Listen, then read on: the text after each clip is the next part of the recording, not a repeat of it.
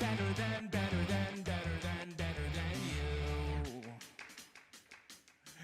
you know it, I'm better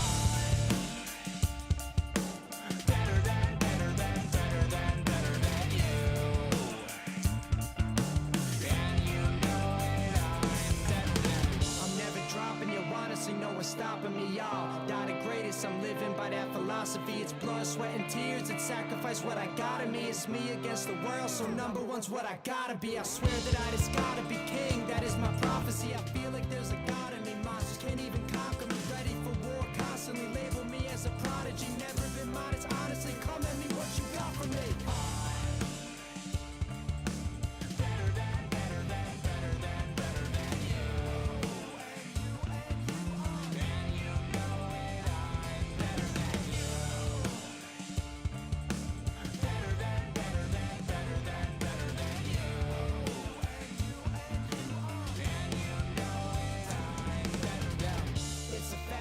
Hate on the best. I'm not lucky, I'm proving myself, I'm passing the test. See, I'll pass on the rest so I can pass on the rest. There ain't no competition in this conversation, I guess. So you can never defeat me, I'm making all so easy. I know this industry need me, I knock you out, leave you bleeding. I'm the greatest human being alive, don't gotta try. And if you step into me, say your final goodbyes, cause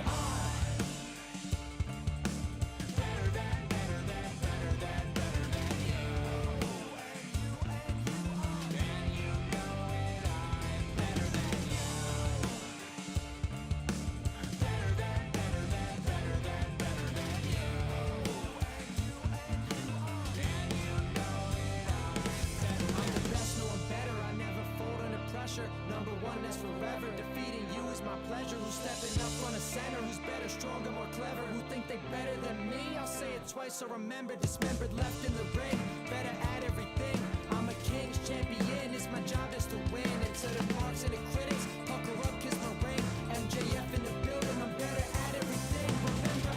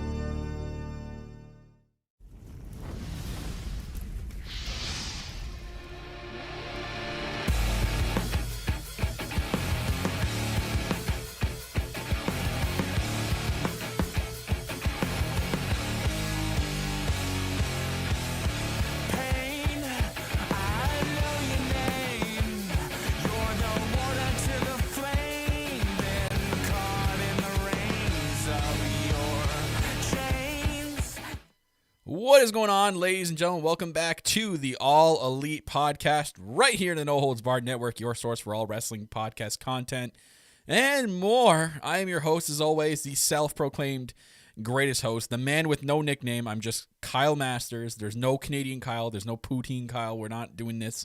And continue to say it week by week here. But I'm your host, and I'm always joined by my co-host. She is the EVP Giggles, the Heartbreak Chick, the Queen. I'm the Indies herself. That's Tiffany. I pointed left, but you're not left today. You're down because of the layout. Well. Well. You're a Grinch today because, you know. I'm the Grinch. What? It's supposed to be, in the Christmas period. Period. Like, I'm already. Like, the Christmas period I'm supposed to be in.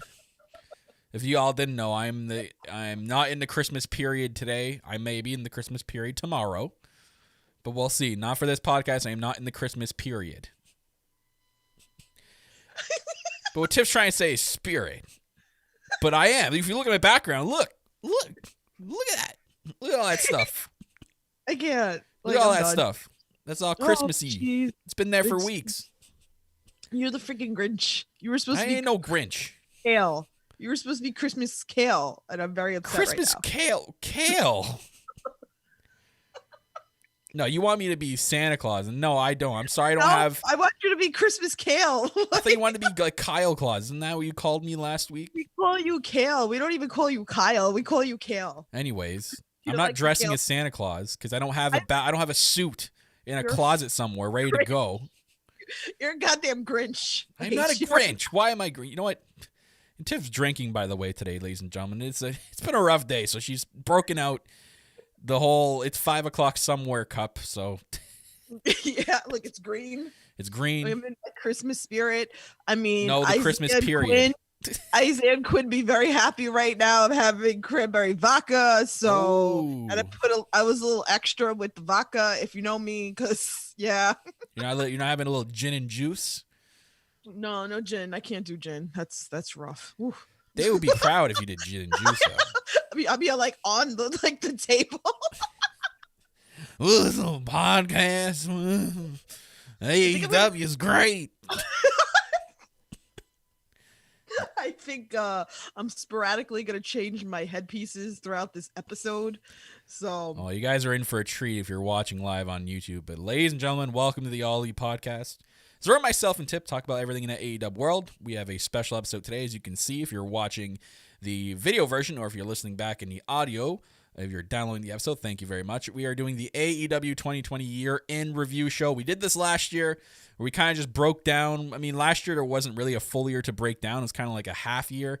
Kind of just broke down about, what AEW did in that half a year and gave like our favorite matches and our favorite pay-per-views and all that stuff. We're going to do it in this one, and we're just going to basically talk about, what a actual year it's been for AEW, and especially in a year where we have a global pandemic. I think they've done really well throughout a global pandemic. So it's a year. It's been a year to you New Yorkers who get that.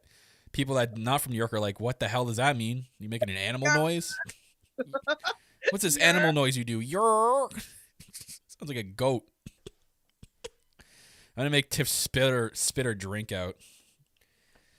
Yikes. Anyways, while Tiff does that, I'm gonna stay here and get to the talk. So if you're new, for myself, Tiff, talk about everything in AEW world. If you're a returning fan, thank you for coming back.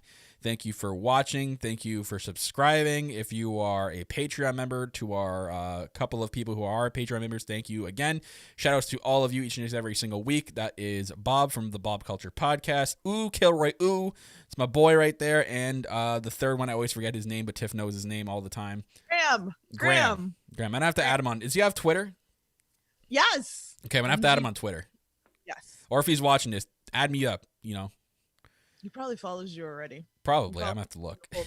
But thank you. And if you guys want to be a patron for the No Holds Barred Network, as little as $1 a month gets you access to really cool exclusive content, access to our giveaways, and access to cool podcasts you won't see on the network, like the one myself and Tiff do, the Free-for-All, which I think we're about due for another episode soon, Tiff, so we're going to have to talk off air here. You know what? We should just do it right after while really freaking drunk. Oh, boy. If I have time for that, we'll see. But yeah, guys, just as little as $1 a month supports the network in every which way or form. If you are looking to support the network, Patreon is where to do it. Link, it will be down in the description below. It is in the No Holds Barred Network link tree, so just click that and you'll get yourself there. But yeah, we're here to do the year in review show. I'm excited. Yeah. Very excited to do this. Let me just start off by saying that, AEW gave us like the best that they can with a pandemic for the year 2020. It's been a crazy year, so at least we've had some sort of wrestling, and like they really did the best that they can. And I know a lot of stuff that we did get with AEW wasn't what we were supposed to get. I'm upset that I didn't get to go to Blood and Guts, and I know Kyle's upset that he didn't get to go, and I know even a lot of subs and a lot of friends of ours, like they were going to go to Rochester. That's literally where Matt Hardy and Brody Lee debuted that episode. I was supposed to be there live to watch that. Yeah, but it's been rough for a new company to have done what they've done this year during a global pandemic is incredible. Like they've gained more of an audience. They've broken demographics. They've done a lot of cool things that, you probably wouldn't expect a company to do, being stuck in one area. And I think it's been a very, very successful, very, very big year for AEW. They've grown roster-wise. They've grown how can I say this? They've grown, I guess, in maturity of how to break down a show and how to build a show. And I think they're really like coming into their own of what they are. What, you know, people were trying to figure out the last time we did this of what is AEW, like what kind of show are they? That, you know, it was still kind of fairly new, and people were still trying to figure them out. I think they kind of know what they're about now, and it's just going to keep going up from here. Right. I mean, they did the best that they can, even like the little criticism, like I feel like, you know, you can't be so hard on them because they really did do the best that they can with people getting trapped in other countries and they couldn't fly out to Jacksonville, and like they really did do the best, right? Like, I mean, they even put the roster in you know, in the seats to give us some sort of audience, and it's been entertaining, and it's started feuds, and it's, you know, it's really been something. And now like they're getting like a little bit of the fans back, which is great. I mean, I wish like I can go down there and go see something, but I'm scared to travel like that to Well, I live in a different country, so well, yeah, you live in a different country. Like, I mean, I could even like drive down there. I mean, it'd be like 24 hours to like drive down there, but you know, so 24 hours. Oof, that's a big drive. Yeah, I don't know how people do that. A lot of people do that from New York to Florida. It's like a 24-hour straight drive. I did it a few years ago for Mania. I drove all the way to New Orleans. Like, that was a full day. Like, that was insane. I don't think I'd ever. Oh, well, depends. I might do it again. If AEW runs like a stadium show in Florida, who knows? I'd probably fly, but I don't think I'd drive from here to Florida. But yeah, I mean, what'd you say? Bless you for doing that. Like, because I don't think I could do it. I think like, I mean, I drove up to Canada and it was like good, like 12 hours for me once. And that was rough for me. So I can't imagine doing 24 hours, and like, that's a lot. But yeah, even me, like, because I live on the border, but like, it's still rough for me. It's crazy how like Kyle's like a 45-minute plane ride to me, but yet it's like a 12-13 hour drive. It's so crazy to me. Oh yeah, I still won't forget that plane ride from last year where I'm like, oh my god, like I'm on a plane, and it's like 10 minutes later, it's like we're going to about to descend here, and I'm like, wait, what? I still like the fact that Kyle was like, did you leave your house yet? No. What are you doing? And I'm like, relax. It's not even 10 minutes from my house, but you should leave. Kyle, don't worry about it. And I still got there before like Kyle said, landed. I swear to God, the captain just said. Oh man.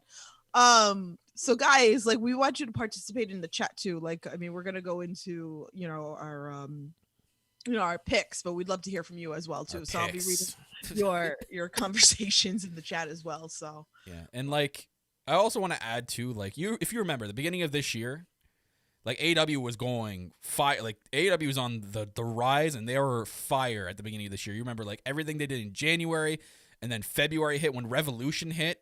Everything leading up to Revolution was amazing. The whole like Jon Moxley winning the championship, and you know, like the passion he had for winning that, and we really felt it. And then, you know, we had the match of the year, I think, still, or probably the greatest tag team match I've ever seen, with Hangman and Kenny and the Bucks. We had the Pac versus Kenny and the Iron Man match. We had Cody versus Wardlow in the cage match.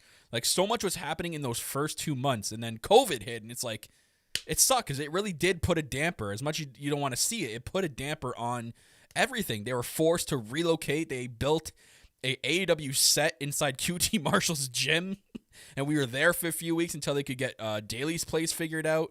And then now, like, ever since they've been at Daly's Place, they did such a great job, even in the beginning with no fans. And then when they got it approved to have 20% capacity, and we saw how good they did it with the safety protocols, making everyone wear their mask, distance apart, putting people in pods, and keeping them all the way up in the rafters so it's not close to ringside.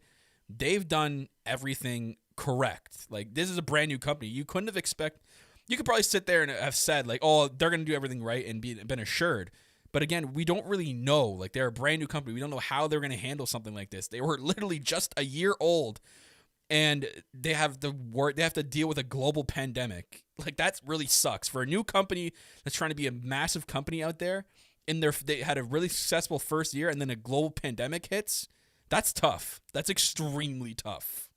Yeah, it's crazy. It's But even like to watch it through like BTE as well, like when Matt and Nick were in the airport and they were like filming everything, they're like, oh, we're very big into like documenting all this stuff as well.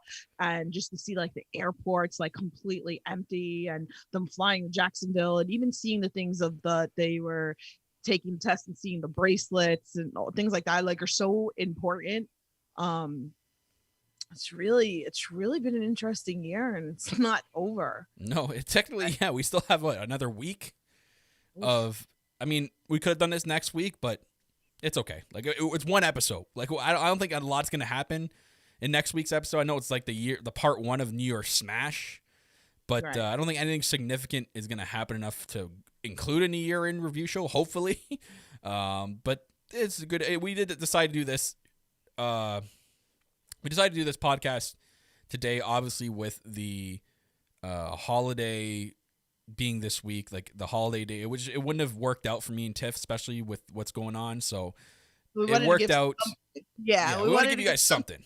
Yeah. So you guys can enjoy this all week, especially the people who are not tuning in live. If they had prior commitments, that's fine. We appreciate all of you that listen, either if you're listening live, watching back, downloading the episode on audio, all of you guys mean actually the world to us, because if it wasn't for you guys, I literally don't think me and Tiff would be continuing on here. So, you guys are just as big of a part of this show than we are.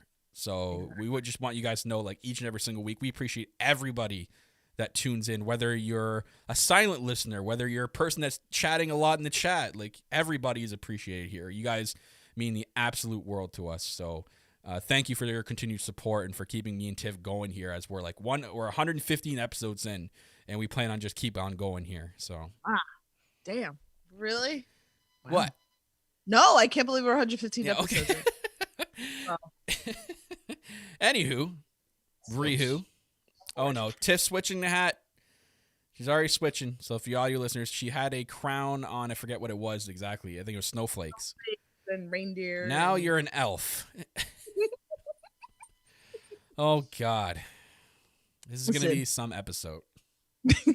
I should have grabbed the mistletoe one. I didn't grab it. Well, who are you going to kiss? Are you going to get Duff in here and you're going to give your plop a sloppy kiss on McDuff's I'm going mustache to kiss face? the subscribers. Oh, okay. Mwah! I think people want to see you with Duff.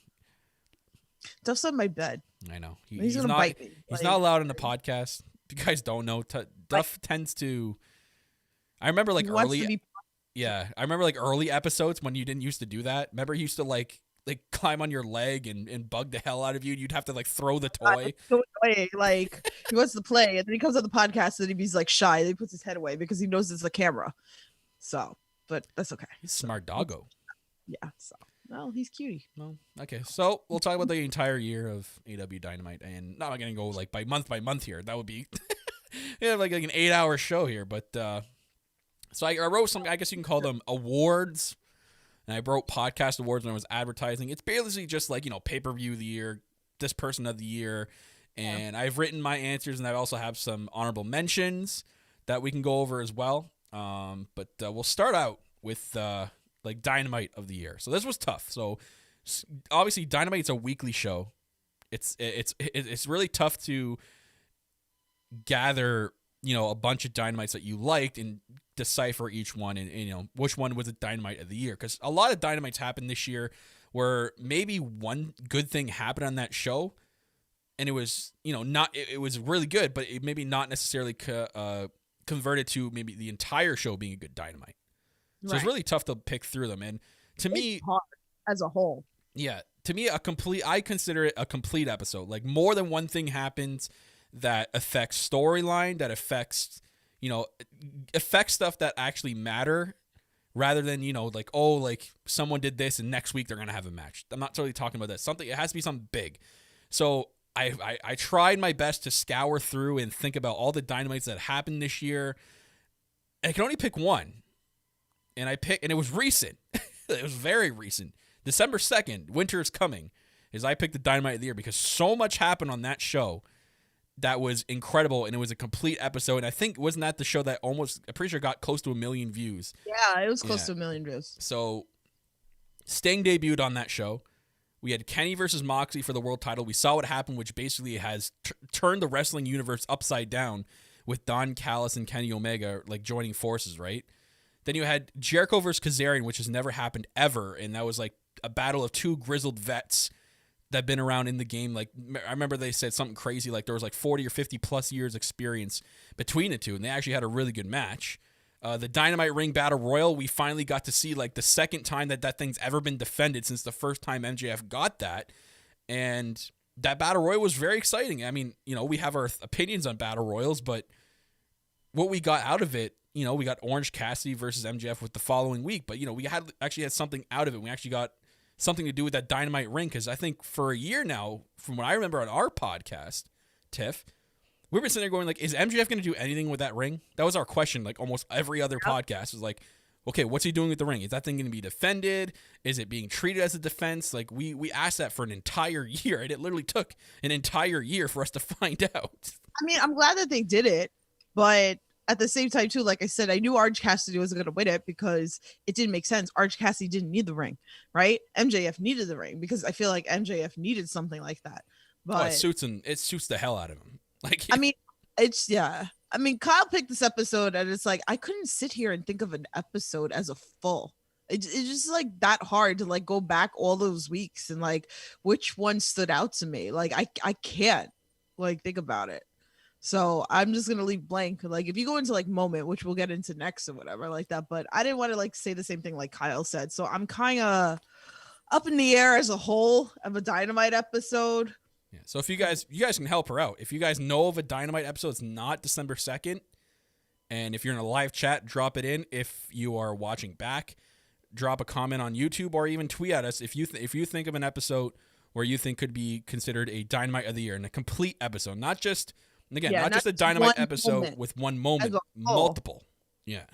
Because I know there was a bunch of episodes that I did like, but for whatever reason, like, I can't remember. I was like sitting and I didn't have time to like go back and like do any research to do it because there's so much stuff's been going on. You know, it probably would have been harder if there was no pandemic. Because you imagine all the good episodes of Dynamite we could have had. Well, it probably would have, you know what? It probably would have wound up being blood and guts because I would have been there and we would have got that match. And that probably would have been my favorite because it would have been a different experience for me because I would have went to the episode. So I'm wondering also too, like if we didn't have the pandemic, would you felt the same way too with going to Rochester? Yeah. So, but that would have been multiple moments. You talked about blood and guts being one thing.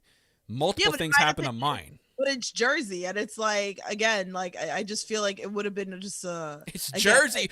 Because it's Jersey. That automatically. Oh, you said Jersey. You know what, Tiff? Now you said that. That makes everything right now. Anyway, let's move on. All right, let's go on. Moment of the year. So, okay. Moment again, of the year. it's tough. So much happened, and like I said earlier, like the first 2 months before the pandemic, like Dynamite and AEW were on the trend. They were going high. They were fire, like complete fire, like I said before. And then even during the pandemic, there was a lot of great moments that we saw, like whether it been Matt Hardy or Brody Lee's debut. Brody Lee as the Exalted One.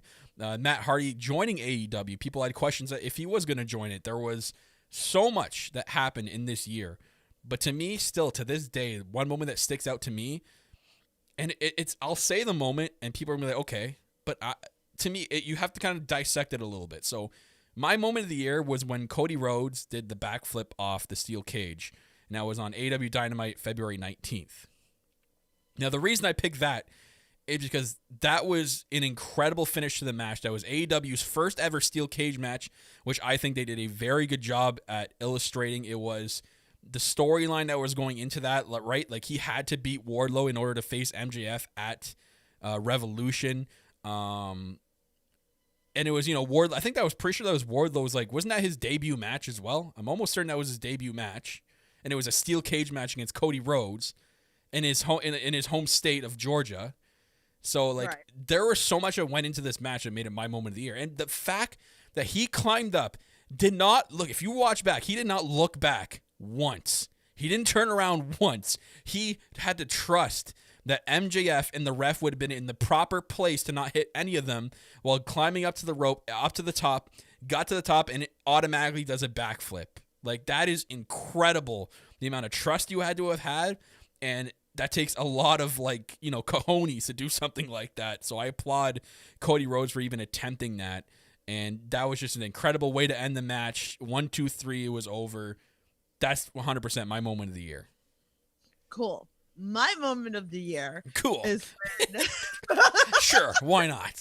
the alcohol it's kicking in. When Matt Hardy went after Sammy G in the golf cart. That was really Yeah. I swear, it just like always like stuck out to me. I was like, this is the most funniest shit. And then it like pushed off into the pay-per-view as well. And it was just like a funny moment that everybody was memeing. It was the best. Oh my God, like the amount of memes that came out of that. Like what? The amount of memes that came out of that. I know. That's why I'm saying it's definitely like moment of the year for me for 2020 because like I just love it. Like Sammy just running. It was just one of the best things that was probably so simple that it was just great. So that's definitely my pick for it. All I can hear is the bell in your hat go off. And when you move, I can hear it move. Anywho, I mean, yeah, my favorite meme that came out of that was when I think someone put 2020 on the golf cart, and then Sammy was like me in 2019 self, or my 2019 self walking into 2020, or like it had like Matt Hardy was COVID or something like that. It was so I can't remember it. Also, was it also the brandy face making that Sammy too? Yeah, was that was a meme too. Yeah, that was like another one that was like great. Like the memes that we've gotten out of this year has been great. So. Yeah. And there's just the sleeping Tyson at ringside was a meme as well. Oh my God, it's great. So many memes. You remember that Mike Tyson? Like what? Oh nothing God. ever. Thank God, nothing ever happened out of that. Now you say that, now I feel like it's gonna happen. It's gonna be a jinx. Stop believing that's never gonna happen. That's done. I feel like the pandemic fucked it up, but I feel like we really were supposed to get that. Thank God, because that was awful. Like, remember him? He ripped his shirt off and he was just like flexing in Jericho's face. Oh, that was so bad. I'm sorry. Anyways, that's a cool moment though. That literally is. If I hadn't thought of Cody Rhodes' backflip, I probably would have picked that too. Like that was really good. This is also tough. Pay-per-view match of the year. So I picked one, and I actually have two honorable mentions. And this was tough. So it was between these three matches, and I had to pick one. So I picked Kenny Omega, Hangman Page, and the Bucks at AEW Revolution as my match of the year. It was so good. Like it's a match you can literally sit there and go back and watch. One of those matches where you keep going back and watching, but it's also one of those matches where you keep going back to watch and you're like, damn, like this was such a good match because of the storyline and just they put it all out on the line in this match. And my two honorable mentions that I also had were Pac versus Orange Cassidy at AEW Revolution as well. I actually love that match, and I gave it match of the year quality because of it was okay. Orange Cassidy's AEW debut match, and because of what they did with him leading up to that point. I've brought it up on the podcast. They made him a spectacle. Like they made him a once in a lifetime thing where you got to be there to watch him wrestle, and the crowd reacted. The crowd reaction throughout the whole match made that match exciting, and it's one of the matches I used to introduce someone into AEW as well. So It was so good. So I have that as my one honorable mention. I also have three. I have Kenny Omega versus this is pay-per-view match of the year. I skipped though. My bad. Pac versus Orange Cassidy, and then the Stadium Stampede match at Double or Nothing is an honorable mention as well. That whole thing was so good. One, Kyle. I said one. They're honorable mentions. I know, but you should have waited until like after I did my pick. Why? Because the Stadium Stampede was my pick. Yeah, that doesn't that doesn't affect anything. Affects everything. No, it does not. You're letting it affect it. I'm being extra. Leave me alone. Anyways, okay? Those are my two honorable mentions. My match of the year, 100%. Bucks versus Hangman and Kenny. But you picked Stadium Stampede. Why? Out of all of them? No, because it really was like one of my favorite matches. Like it was so much fun. And again, like I said, I think and I talk about this like on Indie Talks and Under the Ropes and even like Wrestle Forum like the other day, that I think I really did learn to come in with an open mind. And I know a lot of people didn't like it, but I think the fact that the Indies kind of changed my mind with a lot of thought process of what I was used to. So I love like that we got a bunch of like little different things. I love like the fact that Matt Jackson was doing the locomotion to a touchdown, because you guys know like that's like my favorite move of Matt Jackson.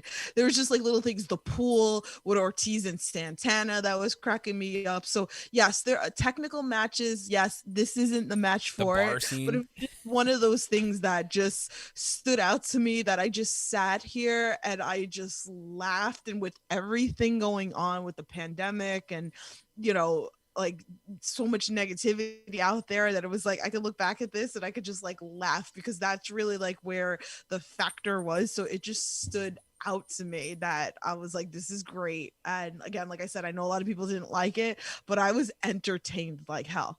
So that's why that's like my pay-per-view match of the year. I mean, that one, and even the last cinematic match we got between Sammy and Matt Hardy was so good. Yeah. Like that was at Full Gear. Like that was fantastic. But yeah, like so much happened in that Stadium Stampede. The bar scene where Kenny and Hangman drank like milk in a shot of whiskey. The whole, even the finish, storytelling in it. There really was. The finish, like the one wing angel off the top of like the top of that like football thing through a table. Like it was such a good match. So good. And like even after what happened after with the t-shirts, they had like the Inner Circle winning t-shirts, and then like on the following Dynamite they had like a whole truckload ordered. It's great. Like I said, there was things that came out of that match, and I think like as a whole, and again, like I said, if it was something like Tiff, give me like a technical match or something like that, then that's a whole other story. But like again, like this just sticks out to me. Like this was just fun, and like I said, there was a bunch of little spots that me personally that just entertained me and that I appreciated as a fan. So in terms of pay-per-view, so AEW's got 4 pay-per-views a year, Right. obviously. Revolution, Double or Nothing, All Out, and Full Gear. We've had all 4.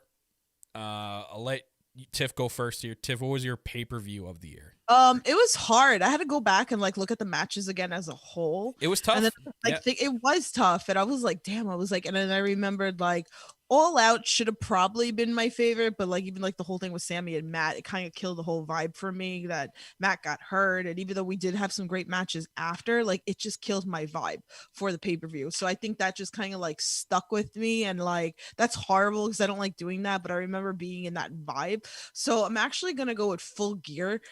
Because there was, I know, surprising, right? I really liked Full Gear because we really got some great matches out of here. Like Orange Cassidy and John Silver was such an amazing match. And I know, again, like this isn't like really like a pick of maybe like a lot of people, but I think it kind of touches my heart with the indie side. And that's every time like I feel like something like that, I see that independent wrestling mode that I really truly love. And then like that Eddie Kingston and Mox, it was such a good match, and Young Bucks and FTR were so important. So I feel like, I think as a whole this year for me personally, like Full Gear was my favorite one. Yeah, it was tough. Like I did exactly what you did. I went through Wikipedia and I went to like every pay-per-view and I looked at the match card. I'm like, damn, like this is harder than I thought it was going to be. But ultimately in the end for me, I picked AEW Revolution, obviously, because it had my match of the year in it. It had my one runner-up with Orange Cassidy and Pac on it.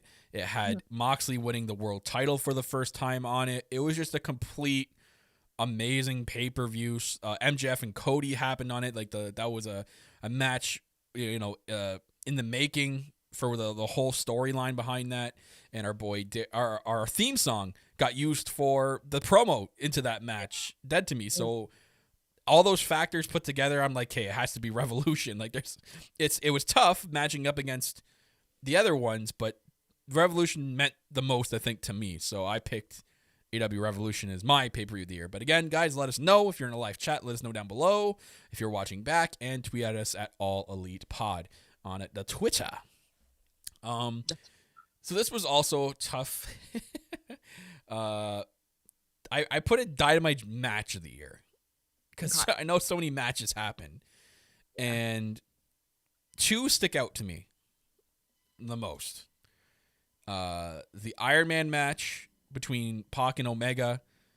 That seriously, I don't see enough people talking about it. I see people talking about it, I don't think enough people talk about it because that Iron Man match was so freaking good. Like, if you want a pure wrestling match, like, go back and watch Pac and Kenny go at it for an hour. Like, it was so good. Or was it a half hour? It might have been a half hour. I don't remember. Yeah, it was half an hour. But then the other one that sticks out to me is this past December 2nd, Omega versus Moxley. That was an incredible match for the title, and we had it in such a big finish that changed the landscape of professional wrestling, with Impact and AEW aligning, with Don Callis aligning with Kenny Omega, and Kenny Omega going full cleaner. Like, it was an incredible match. So I picked the Iron Man match as mine, and Omega and Moxley is my honorable mention. But it was tough. Yeah. Again, I had to like go back and I had to read articles about other people's favorite Dynamite matches, but I can only stick out with Pac and Omega. Pac and Omega's Iron Man match was so good. So good. In terms of pure wrestling, it was that good. So I took pure wrestling into my pick. Bill just sent to the chat, and Bill just said what I had originally picked. Oh, so, Bill, my boy Bill. What's up, buddy? Bill, this is why me and Bill homie. get along, because we're on the same page on this, okay? So when I sat here and thought about it, it was Best Friends versus Ortiz and Santana. I knew you were going to pick that. What? I knew you were actually going to pick that. Yeah, you did. I loved it. Again, you could just see where my mindset is. And of course, I have that special piece with Ortiz and Santana, seeing them in the indies, and then like even like Trent being in the indies. And so I have those pieces about me, but it was such an entertaining match. Like, I think I like a lot of those types of matches. And again, I think AEW's brought out this love of tag team wrestling for me that I think I didn't have before AEW. Like, whatever is tag team wrestling, but the way that the like tag team division in AEW is just so amazing. And I just loved everything that we had. Sue, and then we had like bits going on BTE. Sue. Maybe it was kind of like a New York thing to me, that maybe that's why it's so heartfelt to me. Damn because New I'm Yorkers. A New Yorker. You damn New Yorkers. I say. Hey, you're. But yeah, no, I love that match. That match was great. Like, it definitely sticks out to me. So, but it's tough. I mean, I find it really tough looking through all the Dynamite matches and picking one of the match of the year. But again, that one stuck out for you. Obviously, you have your New York roots tied into it. The Iron Man match means a lot to me because I love a full pure wrestling match, storylines or not. I'm all about that. So again, it differs from everybody's picks. So again, let us know what you guys think. But again, matches of the year are tough to go through, especially when you're picking like a Dynamite, which happens on a weekly basis. But one thing that Dynamite does good, and it's going to nice transition here into our next category, is, you know, create breakout stars. And it's where stars come out of their shell and break out. And we're doing breakout male and female of the year. We'll start with the male because I have it written down first here. Breakout male of the year. It's kind of an obvious one.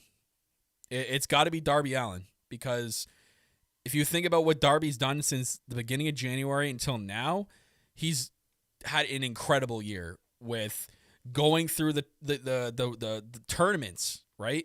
I think he was in that first tournament at the beginning of COVID for the TNT Championship, was he not? And I try to remember. It was Cody. Did Cody face Darby in the finals? Or did he face Lance Archer? I'm drunk, so I don't remember. You're drunk? You're drunk already? I'm lit. Oh my god! Don't make me think. Oh, nothing. We're only halfway done. I said I put a little extra something. A little bubbly. You should put a little bit of bubbly in it. Anyways, but yeah. Anyways, but besides all that, you think about the whole year that Darby's had. He's had an incredible year. He's had an incredible second half of the year. And he's really broken out. Like, he was already big before in 2019, when AEW first starting and the crowd really getting behind him and him gaining a following. But I think this year he really broke out of his shell, like, even more. And he's really made himself a top star in the company. And I gave him my breakout of the year. Breakout male of the year. God, English. It was Cody beat Spears and Allen then Archer. There you go. That's right. Yeah. Oh, Metal, you just messed me up. He said Johnny Hungy is breakout. Who is Johnny Hungy? That should be shirt of the year. We should have did shirt of the year, Kyle. Shirt of the year. Do you know how many shirts they released? Are you kidding me? I think there's more shirts than matches of the year. Johnny Hungy wins. Johnny Hungy. Oh my By god. default, Johnny Hungy. Is he your pick for breakout male of the year? Or are you gonna Breakout for me is Hangman Page. Oh, I feel like that he's come such a long way that I feel like he was always part of the elite, right? But he's really developed like this huge character this year, right? That it's like he's been very like we were thinking, oh, he's gonna turn heel. He's not gonna turn heel, but he's been very interesting with like him drinking and him having socially the AEW distancing tag himself belts, from like, the elite. He's been very what? socially distant from the elite.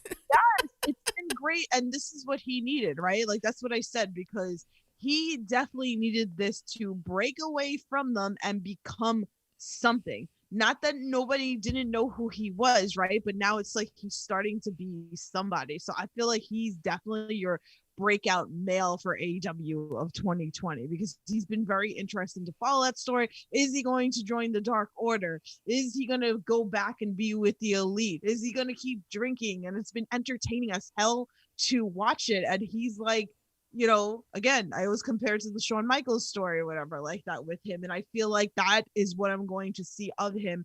And like, I'm already become like a huge fan of him. So I can only, it's going to mean that much more when he does become AEW champion one day. So that's why I think 2020 has been breakout for Hangman Page. I'm surprised you didn't say John Silver. I had thought about that, but he's gotten so much better, but I already knew how he was, but he's not there yet. No, he's he not was there yet. He's just not there yet. He didn't really have a memorable first half, so I understand why you picked Hangman there. Like Hangman is definitely the pick there, and I agree with you with that. But again, you can stay here and say both Darby and Hangman. It's been their biggest year here in the company, and really have transcended themselves into that next level. So we'll see what 2021 brings their way, especially Darby, who's now the TNT champion, and he looks good with that TNT belt. My God, especially when he's in the rafters and he's holding it and he does like those sinister grins, and oh man, perfect. Right. We get into the females. It's kind of pretty obvious because again, we've talked about this for weeks on this podcast, or forever in this podcast. The AEW women's division needs work. It's an obvious sign that it needs work. They don't have a lot of top stars, so to pick up breakout female is tough. Like, she has been their champion for like the most of 2020. Not really a breakout star. She was already like a top star when she's coming into this company. You remember when they first started AEW, she was one of the first three that were introduced. So she really didn't really have a breakout year because she was already, breaking out as soon as she entered the company.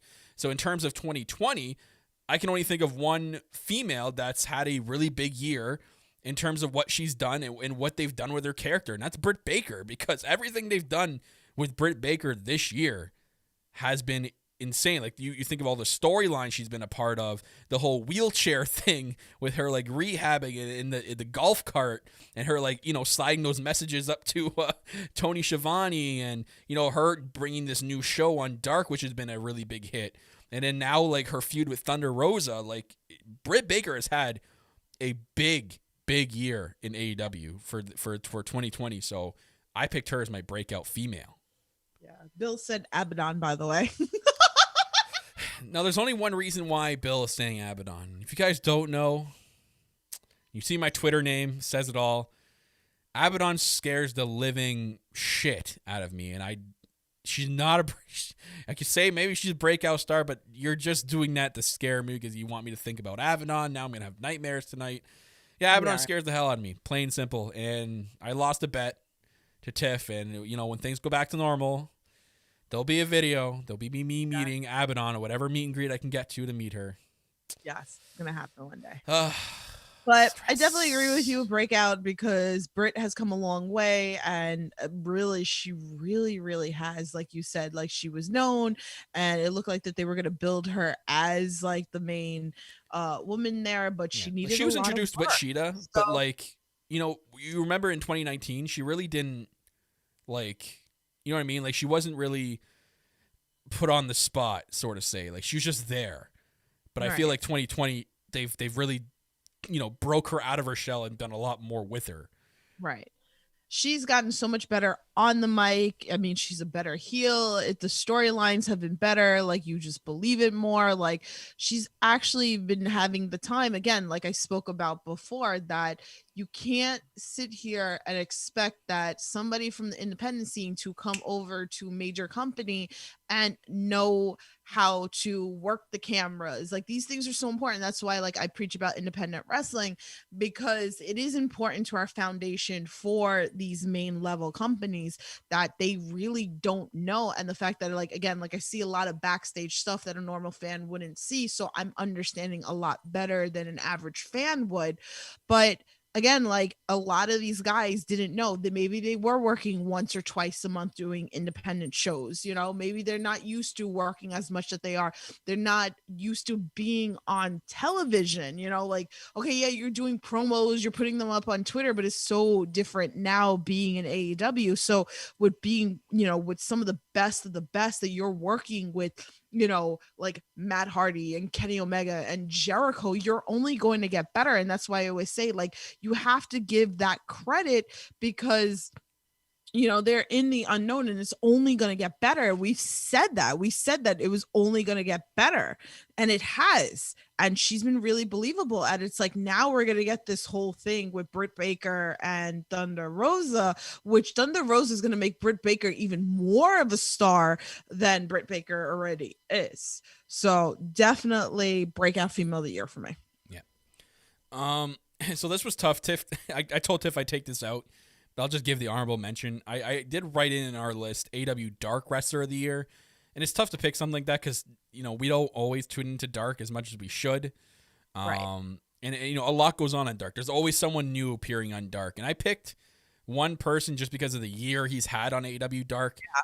I mean, the whole story with Dark, I think for most of the year was Cutler and Avalon. The whole story between them two trying to get their first wins in AEW, them becoming a tag team, and then trying to get a W, and they're still not doing good. And then finally, eventually, Cutler and Avalon each getting their wins, and they've been undefeated ever since. So I picked Cutler, Cutler footage, our boy. That's our Cutler. boy. That's our boy. So he just wins by default. No, but it's great, like, that he finally got his win, right? But I still feel like this should have been done on Dynamite, and I think Kyle agrees with me, right? Yeah. Like, this was that story that really shouldn't have been on Dark. This should have been a story that went onto Dynamite, that like that underdog, right? So, but yeah, I agree when Kyle said, because I had thought about it and I was like, well, we don't really watch Dark enough. And again, like, I watch, like, I'll see some of my favorite independent guys like come on there, and then like I'll go watch when I can, because I can't always watch. But definitely our boy Brandon Cutler. Yeah, I mean, you said it right. Like, he should be on it should have been on a Dynamite or a pay-per-view, because then not only would it show like who's following Dark, but then it would show to others that are not, like, hey, maybe you should be watching Dark because, Cutler is getting on pay-per-view, and you're sitting there going, oh, why is he on pay-per-view? And what are they making this big deal about his first win? It'll make you go, those people go and watch AW Dark to start following it along. So I think they kind of missed the boat on that one a little bit. But anyways, we can sit there and argue about that all day. Okay. This was also tough because, BTE, it was been great all year. So BT character, I wrote wrestler, but character of the year, this was tough. There's so many to choose from because, like, so much with BT happened this year. Like, the Bucks were the Bucks, so there's nothing new with them. Out of this year, we had, like, Kazarian and the Douya thing. Anybody was made into a t-shirt, so that was a big character. Colt Cabana has been, like, a breath of fresh air ever since joining BTE. But I think because of the second half of 2020, John Silver deserves this award. Or, sorry, Johnny Hungy. I'm so glad. This whole, like, second half of 2020 with BTE, he's been an absolute star. Ever since, like, Brody started doing the paper thing over the heads, I think that's kind of what transcended him from there. And then him and Reynolds going out and trying to recruit, and he's really breaking out of his shell since Brody's been gone. He deserves to get BT Character of the Year. And it looks like it's just going to continue on. We saw today, I don't know if Tiff, you have to go watch it today. BTE today has been amazing. Like, the Christmas Carol, hilarious. Yeah, I gotta watch it. I didn't get a chance because I wasn't most of the day, but I'll watch it later. Matt and Nick called out the Dark Order, like, you guys have been basically taking over our show. They called them out. It was great. So you have to go back and watch it. And even Matt Hardy cut a really, really intense promo too, about like your boy's private party. Like they were featured on there about, Matt Hardy stealing the win and stuff. So it was a really good episode today. But yeah, John Silver, he is definitely the character of the year for BTE 100%. I agree with that. I mean, again, like I said, I have soft spot for all the indie guys that I've seen in person, but he has been a character that's completely grown within AEW that Man, I wish there was crowd. Really knew. Like, I wish there was full crowd and they were traveling, because I think he would be so freaking over right now. So good in the ring, and I just love it. But again, the personality, right? You look at him, a lot of people like, oh, he's short, he's this, whatever. But then to actually start Daniel seeing Bryan. the character. Daniel Bryan, he was short too. And look how over he got. He had his WrestleMania moment. Yeah. So I definitely love John Silver. And, I always go back to the CZW where he was getting stapled with money on his chest and stuff. I don't know, that just I always remember he's had him and Chris Statlander had amazing matches in the independent world. So again, like I said, I've been a huge fan of Johnny for a while. Johnny Hungy started, I just like the bits that have just been amazing. So it's nice to see those characters play on BTE, which is absolutely amazing. And it makes you fall in love with the characters and the people that they actually are. So and fall in love with the show in general. Like BTE, and this is gonna get into our next category here. BTE moment of the year. There's been so many moments this year, and it's gonna be tough. So I'm gonna list the. Tiff, did you get one for this? Before I list them honorable mentions. Did you get one? All right, let me give you mine. Okay, my favorite of the year, and it's funny because it's as a whole, I still love all the bits with either the Matt autograph or the chocolate bits that go back even more, because those will always play a soft spot with Scorpio Sky and Matt Jackson. We didn't really get any this year, so I'm kind of upset about it. But my favorite BTE moments are the dead ass with Private Party and the Young Bucks. Yeah. Dead ass. I'm dead ass. Yeah. I love it. My boy's Private Party, but that always just sticks out to me. It's just too funny. I just remember Quen's reaction to all of them. His face was great. Yeah. Oh, that was good. My moment was, and it was recent, when it was with John Silver, where Private Party were trying to get in on their Halloween party, and John Silver comes over. This is a public party. Get the fuck out of here. That was epic, but honorable mentions. We should be on the list. You are on the list. They do not let in lists. So here come the honorable mentions, and this is going to spark some memories for a lot of you that don't remember. Yeah. So the Brody Lee paper smash to the head. Oh my God. With those. Even the Sue one where they try to get Sue and then they started laughing, but she didn't hit him and she dropped it. They're like, no, do it again.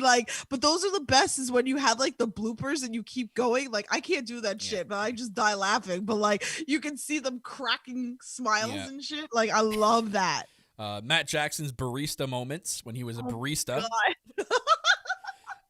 Nick Jackson's merch freak moments. Yes.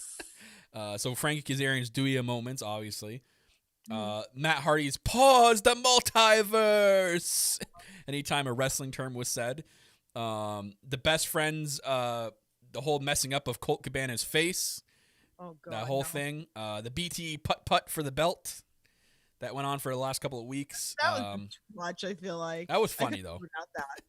Kenny Omega's quarantine crazy when you had the toilet paper. And he was hugging all of them right at the beginning of COVID. God, when Michael Nakazawa, when he was in the toilet. Yeah. The 200th episode cinematic match between Nick and Matt. That was really good. Hangman Page living in the woods at the beginning of quarantine.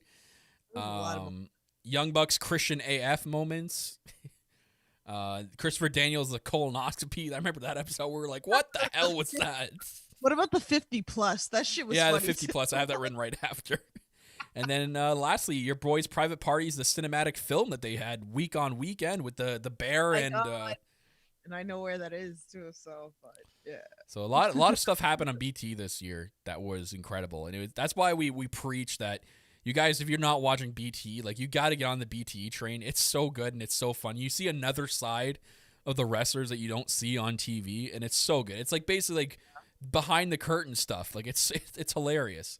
Again, like I said, you know, these things are important. You don't realize it. That's why I think I appreciate it so much, because there's a lot of things as a fan you don't realize. And when you're in it, it's amazing to actually see. Yeah. It really is. It plays such major roles. And that's why, like, even when I do my indie talks, like, I do a lot of backstage stuff that I feel so important that people don't realize, and all the work that people put into a wrestling show, any promotion, even if it is WWE, AEW, New Japan, whatever it is, the indies, like, you don't really realize like what's put in. So like I love that rawness. Yeah. So I really do like BT and the fun, the bits and having fun, and, you know, bloopers and the cracking up and things. They're very important and very real, because they're just like us. Like, so.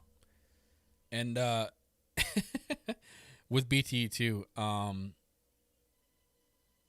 god, I forgot what I was gonna say. Yep, completely lost my train of thought there. Gone. Whoop. Let's move on. But it was this episode. So Tiff, you're gonna see on how much we love BT is this episode tonight, when they're playing the one, you know, like they've been playing these games week on week. So they play this one game, but you can see how lit everyone is if you look at their eyes. Like John Silver is like hosting it because he's the BT champion, and you can tell that they're pretty lit. So it's fun to watch them have fun. When backstage and all that stuff. It's heartwarming. It's awesome. But we'll move into this is a cool category. So debut of the year. Like AEW's had a lot of debuts this year, a lot, and they've had so many big stars debut. They've had stars that you may not have known when they debut become big stars, and maybe you do a little bit of research on them, like myself when I do sometimes, and. We've had a lot of debuts, so I think mine still to this day is FTR debuting at on Dynamite on May 27th, which sucks because I wish we were in full crowd, non-COVID, because they would have gotten a really massive reaction. But them showing up in that old school car, just coming in and just being FTR, and it was just awesome. Like that, I still won't forget that moment. It was amazing because no one knew. There was rumors that they were going to do it, but. You remember back then, Tiff, we were talking about, like, are they going to go do the circuit? Are they going to come to AEW eventually? It would have been cool to see them go through the independent circuit. Like, I still kind of said that. Like, I still kind of felt like that would have been great and to make the money independent circuit. But I know, like, Matt and Nick really wanted this, because you go back to those tweets that they were tweeting one day, like, we're going to face FTR, like, and that's like a very memorable And they had moment. a good match. Important. Yeah, they had a great match, and it was really, really good. And we finally got what we wanted. I feel like they still, that it was a little too long of the build, because we wanted it so bad, and because of the pandemic screwed it all up, that I feel like we could have had a little bit better. But overall, it was a really good match that we all wanted. And again, imagine if we were able, like, fans were able to be in the building for a pay-per-view for this, so. But again, the best that they can do. So, but it was really good. It is a memorable moment. Me, again, like I said, this is the reason why you can definitely see me and Kyle where our minds are at. So I'm going to go with Eddie Kingston because I just love him on the mic, and here's a guy who I've seen in the independent circuit so much, and it's so special to me when I start seeing the guys that I actually know in the independent circuit come up to AEW. Private Party, and Darby Allen and Orange Cassidy and all these names. It was so it plays such a special role in my heart to see that, even to see even the guys go on Dark that I know. Like, we just saw Mike Magnum the other day on Dark. Leroy was on Dark. Like, it's so cool to see these guys that you watch, that I go to these shows and see these guys live, and some of them I'm friends with on a personal level. So, but again, like I said, like, me seeing Eddie Kingston as much as I did in independent circuit, it was so great to see him come out and do what he does best and be on the mic. It just meant so much to me as being the queen of the indies and stuff like that. I just marked the hell out, and I still mark out every time I see him, and I get goosebumps every time he does a promo. It's just great. You're such a mark. I am a mark. No, but you want to hear want to see how much time is flies by, Tiff. That was July 22nd he debuted. Oh my That God. feels like yesterday that he debuted. That was that long ago. Like, that's insane. Anyway, so Matt Hardy is one with Brody Lee, both on March 19th. Sting on December 2nd. Brian Cage at Double or Nothing. Thunder Rosa on August 22nd. Miro on September 9th. Lance Archer on March 11th. Yeah, Lance Archer was this year, not like in March, the beginning of March when he debuted. Which I think was it was actually the last Dynamite before COVID, if I'm not mistaken. And then Ricky Starks on June 17th. So, and then you, like you said, Eddie Kingston as well, I put an honorable mention. Like, a lot of debuts happen from a lot of stars that are impactful today. And it's crazy what a year it's been for debuts. So we'll get into, the big awards, Tiff. The last ones here. Tag Team of the Year. Let's go. What's your Tag Team of the Year? This is hard because I really fucking love everybody. And it sucks because, again, a lot of ones that probably I would consider, like TH2 is really fucking good, but we didn't get much of them on TV. Like, I love my boys Private Party. I'll forever have a soft spot for them, and I'm trying not to be biased here, and again, like, I love Young Bucks. You guys know they're like one of my favorite tag teams, but really, like, I'm still mad that Best Friends did not take the damn tag team titles. I'm really fucking mad, but they are so damn good, and I'm just gonna go with Best Friends because I know, surprise, right? Like, no, because that's my favorite. That's my Tag Team of the Year. I pick Best Friends as well. They are really that good. They are that good. They've had it, and they're singles, but oh my God, as much as an unsuccessful year they've had in terms of match they're finishes, that good in the ring. They've had a lot of good moments and they've produced a lot of great tag team matches. And like you said, that tag team can literally have a good match with anybody. They're like the Young Bucks. Anyone you put in the ring with Best Friends, you're going to get a good match with. And TH2 is kind of getting that momentum as well. Yeah. They really are. They're really that good. It sucks that we've been missing out with them or whatever. You think of all the matches they've had this year, and I went back and looked at their pay-per-view matches, what big Dynamite matches they had. Best Friends have had an incredible year this year, and they really have. Even when you include Orange Cassidy and the stuff he did, because he's part of that tag team throughout this year, they've done so much, like the Sue moments, the parking lot brawl, which people think I've seen people name that as their match of the year. So you know what, Best Friends, man, for sure, Tag Team of the Year. Now this leads into Tiff changing her headband again, but this also leads into Faction of the Year. So we have a few factions, not a lot in AEW. I think it's going to be pretty inclusive with our decision here with Faction of the Year, Tiff. I'm going to assume you picked Dark Order the same as me. Yeah. It only makes sense because Inner Circle was last year, right? It was the big thing, right? And even though they're still going, it's time for them to break up. I think me and Kyle are on the same boat on that stuff, right? That they'd be better because I would love to see Santana or Ortiz break out and have some get very back in the special tag division. They need to get back into it because they're that good. They're that good, and they're another team that really should be holding the belts as well. So it's like, don't forget about them. But yeah, Dark Order, I think me and Kyle really feel the same way about it, is because again, here it was like they came in, we were not on board, and like what has grown in the last year has been something special, and it's been very entertaining. And then we have Anna Jay who added to it too, and like her whole thing with Stu has made it great, and all the little things that have been so important, the papers and BTE. Anna Jay, who I found out is dating 10, by the way. I had no idea. Get out of here. But she's dating 10. I didn't know that. Yeah. So Preston Vance, or whatever his name is. Anywho, yeah, Dark Order. I mean, I remember Tiff on this show last year, our year in review last year. We said that exact thing that you just said, that we weren't on board with them, and we hoped that they would have a bigger 2020. Like, we thought that they needed something, and look what happened. 2 months later, they introduced Brody Lee.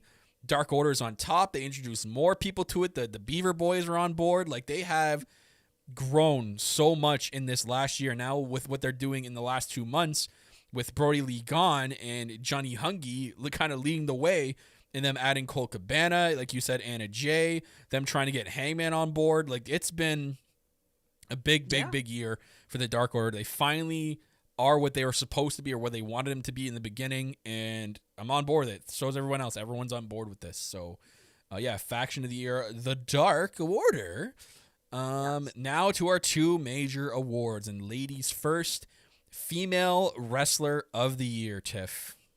What do you got? Definitely goes to Brit Baker. I'm still going. Yeah, I know. I love Sheeta. I do. I really love her. I really, really do. But like Brit Baker's come such a long way that again, like she still needs some in-ring work, but that's okay. But like really, like she's really grown. And that's what it really made me pick her as, female wrestler of the year. I know you're surprised, but I gave her honorable mention. I did pick Sheeta. I think as a whole, like when I factor everything, that's why I kind of picked her as a whole.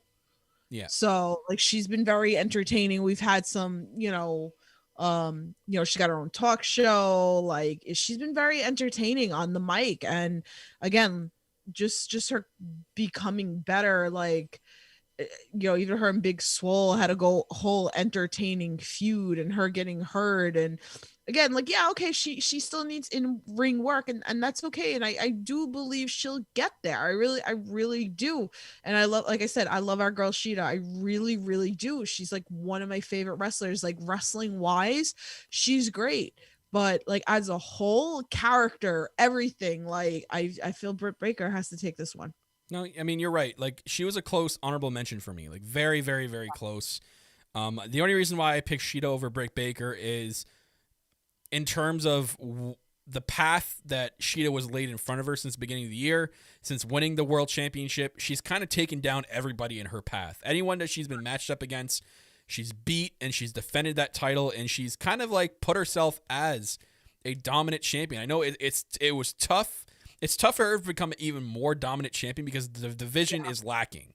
If there was a bigger division, I think she could climb higher. But because of what the division we have in front of us, I think she's had an incredible year as the world champion. She's still the world champion for the time being.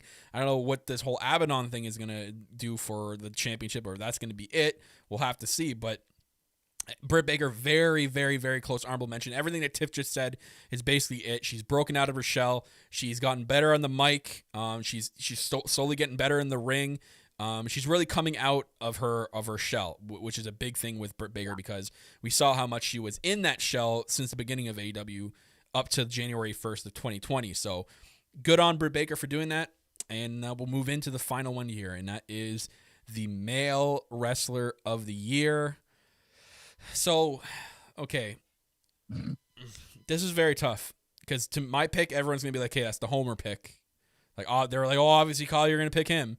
But you have to really think about it. I pick Kenny Omega because of if you think about the entire year that Kenny Omega has had, from becoming a tag team wrestler with Hangman Page, showing everybody that those guys have the chemistry to work with, winning the tag team championships on the Jericho Cruise, having one of the greatest tag team matches with the Young Bucks, and holding those tag team titles for a while and defending them like crazy. And then, when he loses the tag team belts, we get the flip. Like Kenny Omega starts to, kind of like maybe, transition into that heel, and he battled his way to becoming that Kenny that everyone's missed, the best bout machine. And we saw what's happened now at the end of this year, and then winning the world title at the end of this year. So he's had the world title and tag team title in the same year, and so far have looked good with them. Maybe he's not necessarily defended it enough of the world title, but if you think about the entire year that Kenny Omega has had, I think deserves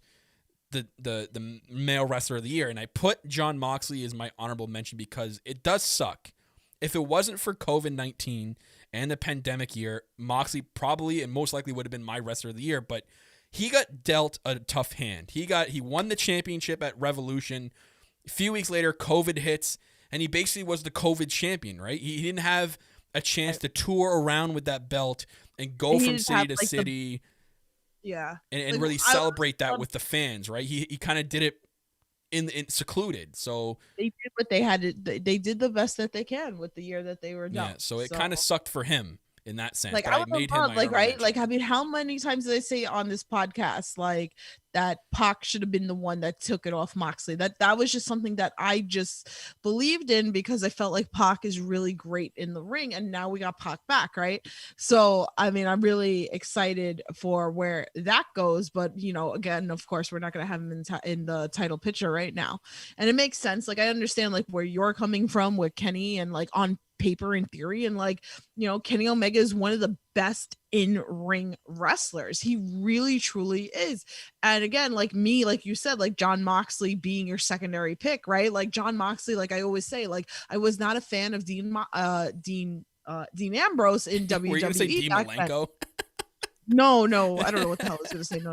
But like, I just wasn't a fan of him in WWE. It just wasn't believable to me. And like, they took John Moxley's character and brought it here to AEW, and I was like, damn, it was like I really become like a really big fan. And that's what AEW's done for me, someone who didn't like the fact that you're grabbing all these WWE guys and then you're bringing them to AEW. But I'm so glad, and it's so refreshing to make me get on that train of these wrestlers. They've done it the right way. What? They did it the right way. They did do it the right way. They pushed the right people who deserve to be pushed, and are slowly transitioning the right people. Like Miro, a lot of people could have said that he would have been pushed right to the top, but he's not. He's doing stuff with Kip.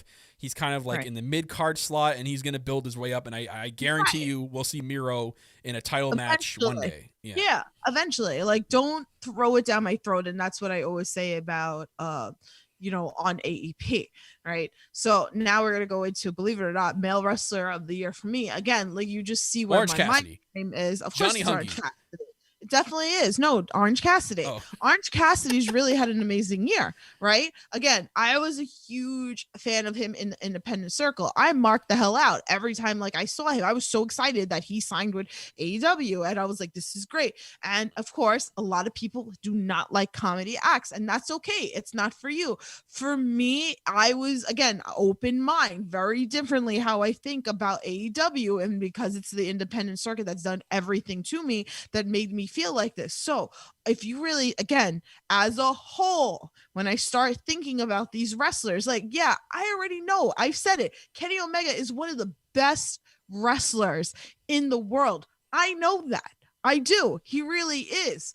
John Moxley, again, he's really good in the ring, right? But I look at it as this standpoint. I want to start believing in these mid-card, these lower guys, whatever, and I want to see them break out to be something really truly amazing. But when you think about it, like, Orange Cassidy's come a long way, right? Like, he was this joke. A lot of people, it's a joke, but in reality, like, I know he can truly freaking wrestle in the ring. Like, he can give you a good technical match if the character allows it, you know. So, and in the match, like, you can have that ha moment and everything, but he had some of the best matches with Jericho, and like these storylines that just built him, and him being with best friends and just seeing moves that he would do. Like, that's why I think like he became like wrestler of the year for me, because he's had, like, career wise, he's had some amazing in-ring work this year. So I'm gonna go with that. Okay. I mean, we're all entitled to our opinions, guys. You don't have to take our opinions as word. You guys can have your wrestlers of the year out there. Yeah, that's what we're asking you guys to. Like Ray said, y'all not going to say Hangman after the year he had. He's another one, but that's why I said earlier he was for me. He's had a big year too. Breakout. He was breakout character of the year, because he's another. He is, like, you know, he should be. But again, like I said, it's our personal opinions of what we thought. And like I said, like, I really do. Hangman's had a really great year. He has. But like I said, for this, it was just instant thought for me was Orange Cassidy this year. So people are gonna be like, you guys are such homers. We literally picked both our favorite wrestlers. Of course. Well, no, I mean, like, I like a lot of wrestlers. I know we have meaning behind our picks, but I'm just saying, people are like, oh, you just picked both your favorite wrestlers. Well, I mean, I didn't do it with everything, because I mean, I could have said. No, best, I mean for this pick. I could have said Private Party for like best tag. I meant for this pick. And I love a Private Party. Tiff, I know. I meant for this pick. It's okay. You don't have to explain. I meant for this pick. For male wrestler of the year, we literally picked our two favorite wrestlers on the AEW roster. But we have a thought. It's not like it just went Kenny Omega. That's it. I think like Trent's like my absolute favorite though, to be honest with you. That or like Matt Jackson. That's a get the fan of the year for you. Yeah, like I love those guys. Oh yeah, get the fan. The husband of the year. Does he win Trent. does it Trent? Does he get the fan of the year? Ooh, Trent gets fan of the year. Ooh, husband of the year. Ooh. Poor Chucky T gets no love. Chucky's cutie, but Trent is dirty hot. Like, I mean, I'm sorry. Like he's just dirty hot. I don't remember. He wasn't a meet and greet when we went to Full Gear, was he?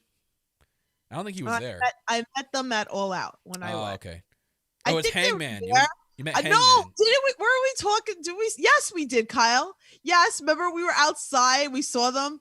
We were outside waiting. We were talking to our friend Moose, and they walked past us with Orange Cassidy. We said hi to them. Oh, that's right. Yeah. Then Kip came out. Yeah. Yeah, I was like, oh. Yeah. and then Kip and Penelope came out after. Like, yeah. Do you guys know where the nearest mall is? I don't know. I met them at All Out when I went to Chicago, and I was going nuts. Kip, man, you gotta think of a better thing to do. You're coming up to a bunch of wrestling marks from Access, and then you're like, "Do you guys know where the nearest mall is?" What? I don't fucking know where the next mall is. Hey, like he came and said hi. That was good, right? He yeah, could have been like, "Ugh, cool. marquee fans gonna walk away." Listen, some of them like actually know me. Like freaking Flip saw me and like came up to me and gave me a huge hug. Like not everybody's gonna like, Yeah, Brandon Cutler, man. We met Brandon. Man, Brandon Cutler though was like the best thing ever. Brandon Cutler is gonna know me and Kyle. Like he was so. I remember he was so humble, man. That guy's like the nicest guy in the world. God, we love him. But it was awesome because we got to chat with him. It was literally just like couple of best friends we hung out with him. Yeah, we just hung out with him. It was such a great. This just makes me it was sad. Also chill too that I always remember meeting is Melina when she was just sitting there with her dog. Oh, Kyle was like loving it. Like we were talking about her dog. Yeah, like, we went up to her like we just want to meet your dog, and she was like so happy to like show him off. Yeah, the dog was so happy with me. And Kyle was just like, that's what I'm saying. A lot of those meet and greets and stuff like that, a lot of them are cool. Like I was just having this conversation with Conrad the other day, and I was talking about Peter Avalon when me and Kyle met Peter Avalon. Everybody's going up to him doing the Tim. I come up to him. I'm talking about freaking Wrestle Circus, and he got so excited. His eyebrows went, this whole conversation, and he was like, "Oh my god!" He goes, "I know." He was like, "I was supposed to do this, and we were gonna do this," and he got so excited that I started talking about like the independent circuit to him, and I was like, I told I think it was Rob the other day. I was telling him, I was like, "Don't be a mark." I was like, "They're mad chill." I was like, "Oh, it was was it Sunny Kiss?" I was like, I said, just go chill. Like Sunny Kiss is mad cool. I was like, me and Sunny Kiss were with April. We were talking makeup. I was like, you don't always need to talk wrestling with these guys. Like they do enough of it. Yeah, and I was like, what was it? Demolition we were talking about the other day, and I was like, I met Demolition with my dad because that was my dad's favorite tag team, and I was like, we were talking about food. We're sitting there talking like 20 minutes with Demolition about food and the diner up the block and all this shit. It was just too funny. Anywho, Ryu, what a year it's been for AEW 2020. Hopefully 2021, fingers crossed, the pandemic starts to slip away and we get, back in gear, but we do have faith that AEW will put on a good show regardless of what's happening in the world. They're still going to put on good television that we've got, especially through this pandemic. It's been a big year for AEW. A lot of big stars breaking out. They've done so much in terms of developing and getting better producing television, and I cannot wait for 2021. It's going to be a massive year.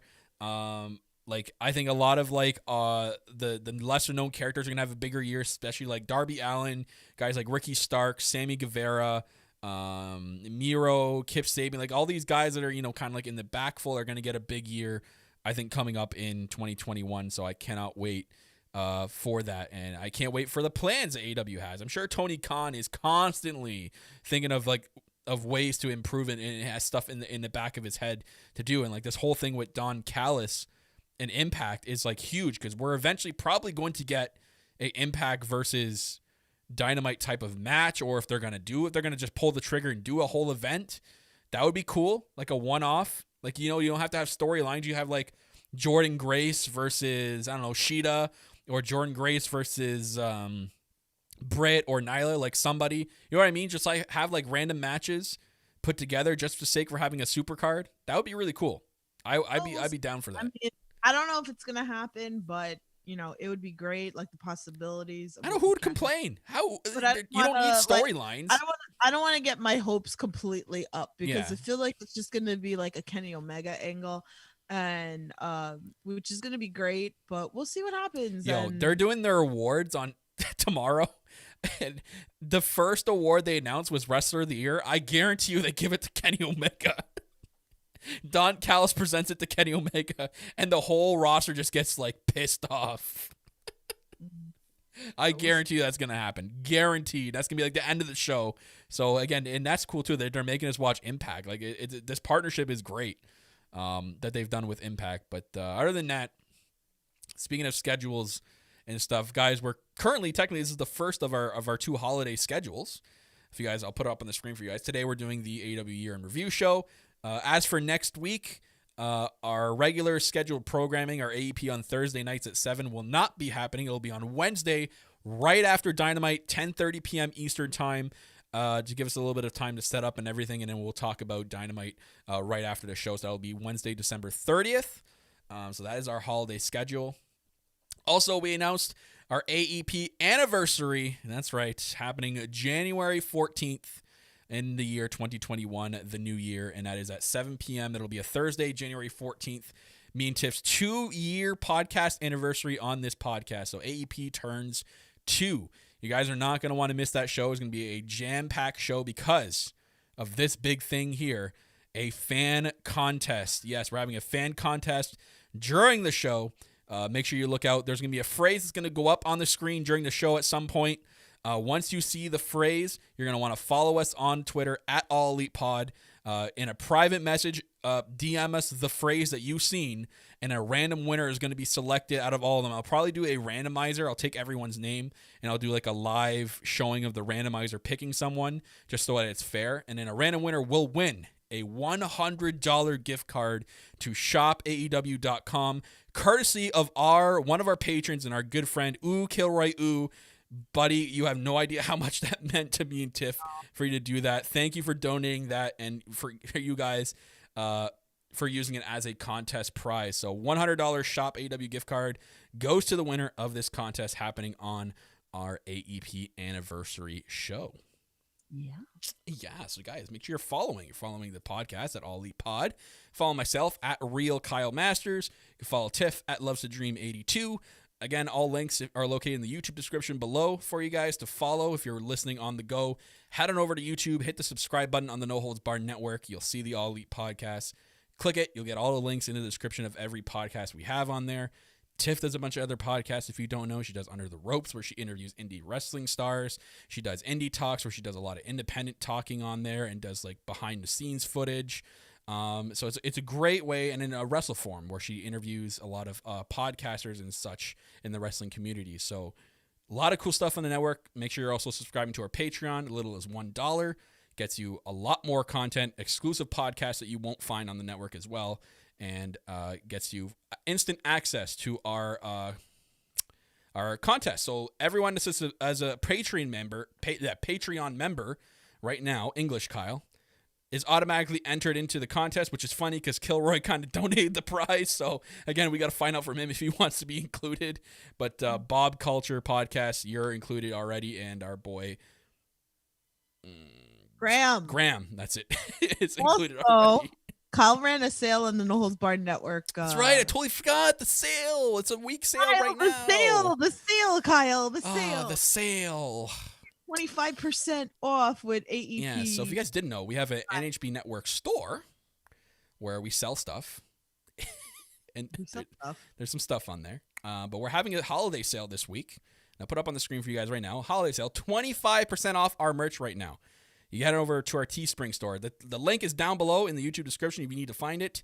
Click where it says NHB merch. It'll bring you to our Teespring shop. There's sweaters on there, tank tops, mugs, stickers, a bunch of stuff with the network. A lot of cool designs on there. You can use the code NHB25 on checkout. That's NHB25. you'll save 25% off your order for this week only. It ends at midnight on Christmas Day. So get in your merch right now with 25% off. Yay. Woo! Yay. Anywho, Rihu, it's about to end the podcast now, about an hour and 25 minutes in. But thank you guys for watching. If you're watching live, thank you for participating in the chat. To all you beautiful people, make sure you are hitting the like button, you're hitting the subscribe button if you haven't, and sharing on social media that the All Elite Podcast is your number one home for all AEW related stuff. So thank you guys for watching. Thank you for downloading. I'm your host, as always, the self-proclaimed greatest host, Kyle Masters, always joined by my co-host, the EVP Giggles, the Heartbreak Chick, and the Queen of the Indies, most importantly, that's Tiffany. Wishing you guys a very, very Merry Christmas. I'm going to say Merry Christmas, not Happy Holidays. Merry Christmas. We'll see you guys on the 30th. And as always, we're going to bid you adieu. So goodbye and good night. Bang.